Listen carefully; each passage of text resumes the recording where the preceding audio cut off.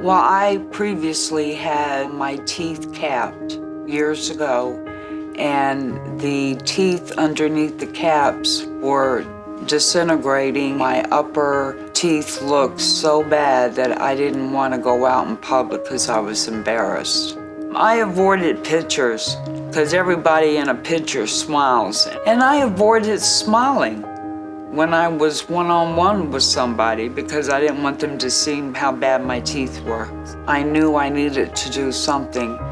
So I looked into Atlanta Dentures from Facebook. They got a lot of good reviews. And I saw where they do permanent dentures. When Donna first visited our office, she was very self-conscious. She wouldn't smile. She was trying to hide her teeth. She wouldn't look me in the eyes.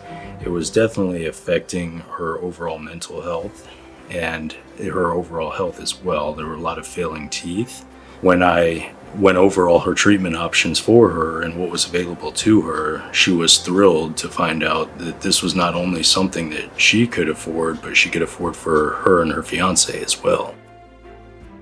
Her recovery time has been very fast. She's healed fantastic. And after we did the procedure, I saw a drastic change in her overall demeanor and just general happiness. She was a completely different person. Dr. Daniel explained this conscious sedation to me. He's got the greatest bedside manner of any dentist I've ever been to. Any questions you have, he'll answer them, and he'll be honest with you about it. When I went under conscious sedation, I felt like I took a nap, and I woke up and I had teeth. I had absolutely no pain after that procedure and did not even need to use the medication. Permanent is so much more convenient. Without permanent dentures, you have to worry about them coming off when you're eating.